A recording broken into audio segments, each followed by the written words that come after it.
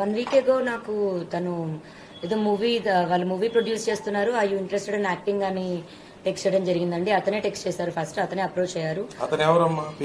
Rajesh, lawyer Rajesh అని ఉంది, advocate Rajesh అని ఉంది దానిపైన. సో నేను అడ్వకేట్ని, ఏమైనా ప్రాబ్లమ్స్ ఉన్నా చెప్పండి అని అన్నారు. అప్పటికి కూడా ఇంకా నేను కళ్యాణ్ సార్తో మాట్లాడలేదు. అయినా నేను ఆ కేసు గురించి చెప్పి లేదా నా కేసు గురించి మాట్లాడాలని అయితే జరగలేదు. తర్వాత కళ్యాణ్ సార్ వచ్చారు, మేము కళ్యాణ్ సార్ త్రూనే వెళ్తున్నాము. అండ్ నా కేసు గురించి నేను మాట్లాడడమో, కేసు టేకప్ చేయాలనో, నా కేసు గురించి మాట్లాడాలి అని అయితే నేను అతనితో మాట్లాడలేదండి.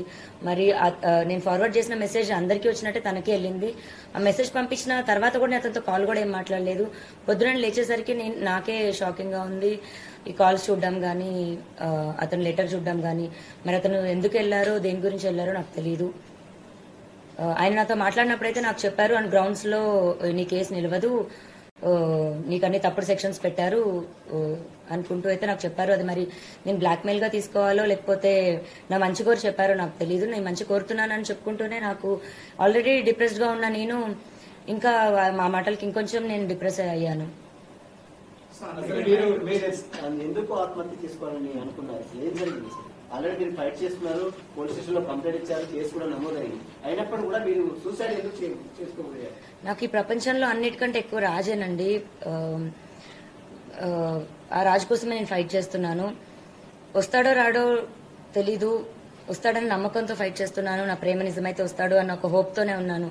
అలాంటి ఒక టైంలో నేను వచ్చి ఫైట్ చేస్తుంటే రాజని నేను చూడాలో, లేకపోతే ఇటు సొసైటీ చేసే మాటలకి చూడాలో, థంబ్నెయిల్స్ చూడాలో, కమెంట్స్ చూడాలో, ఇవన్నీ నేను తట్టుకోలేకపోతున్నాను. దీనికి తోడు ఈ లాయర్ నేను మాట్లాడిన మాటలకి వాళ్ళ పేరెంట్స్ అప్రోచ్ అయ్యారంట. మరి వాళ్ళ పేరెంట్స్ త్రూ చూస్తున్న లాయర్ మరి మాట్లాడారు, వాళ్ళ పొద్దున సపోర్ట్ ఎందుకు అని మాట్లాడారు. ఇప్పుడు ఇందాక వీడియోలో మరి నన్ను తిడుతూ మాట్లాడుతున్నారు. ఒక హాఫ్ అన్ అవర్ లో ఒక మనిషి మైండ్ సెట్ అలా మారుతున్నప్పుడు ఇంత బాధపడుతున్న నేను నా మైండ్ సెట్ ఎందుకు డిప్రెషన్ లోకి వెళ్ళనండి? 10 సంవత్సరాల నుంచి ఒక మనిషి పొద్దున లెగిస్తే సాయంత్రం నా లాస్ట్ చూపు అతను అవుతాడు. ఇంట్లో ఎంటీ ఇల్లు అయింది నా హౌస్. ఫస్ట్ కంప్లైంట్ లో మీరు రాజ్ తరుణ్ పైన చర్యలు తీసుకోకుండా తను నాతో కలిసి ఉంటే చాలు అని అన్నారు.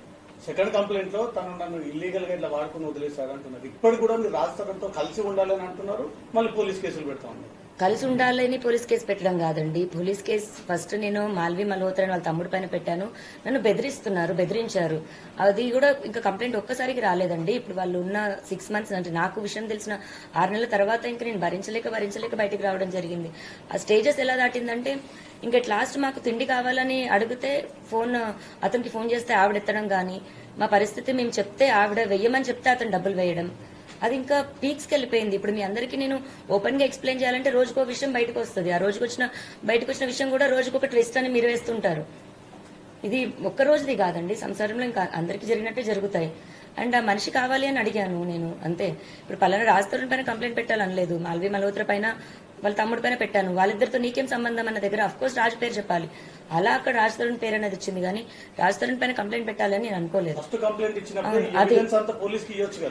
కంప్లైంట్ పెట్టినప్పుడు అది రాసిచ్చాను. ఆ రాసిచ్చిన దాంట్లోని మాల్వి మల్హోత్రా చార్ట్ చూపించి రాసిచ్చాను నేను. అలాగే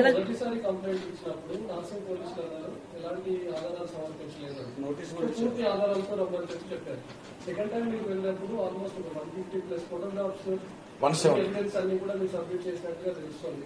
ఇప్పుడు నార్సింగ్ పోలీసులు ఏ విధంగా వ్యవహరిస్తున్నారు? రాజ్ తరుణ్ కాంటాక్ట్ అవుతున్నామని ఏమైనా చెప్తున్నారా?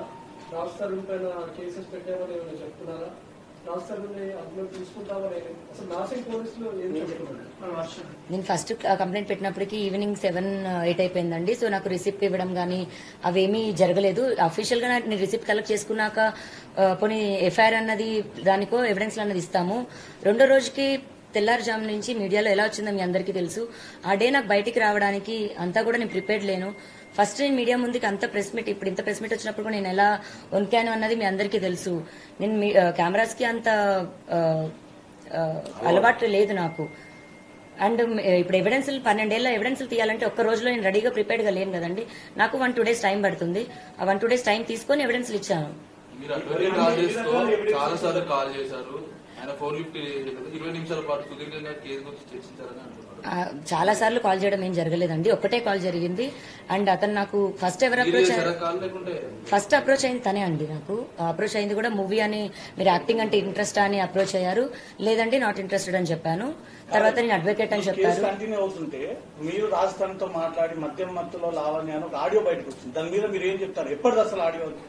ఇప్పుడు మళ్ళీ నా పోరాటం ఒకటవుతుంటే ఈ ఒకదానిపైన ఒకదానిపైన ఒకటి లేదండి. అది లాస్ట్ ఇయర్ సెప్టెంబర్ దండి ఆడియో. అది లాస్ట్ ఇయర్ సెప్టెంబర్ నుంచే నేను మెంటల్ గా ఇల్లని ప్రూవ్ చేయాలి అని ట్రై చేస్తున్న టైంలోని 3 రోజులు నాతో అతను చేసిన ఏదైతే బిహేవియర్ ఉందో అప్పుడు నేను ఇంకా తట్టుకోలేక బర్స్ట్ అయ్యి నేను రియాక్ట్ అయ్యి నేను అలా అతను నాకు చేసిన బిహేవియర్ ఈ మొగ పగిలిన ఇన్సిడెంట్ తర్వాత కాలేదు.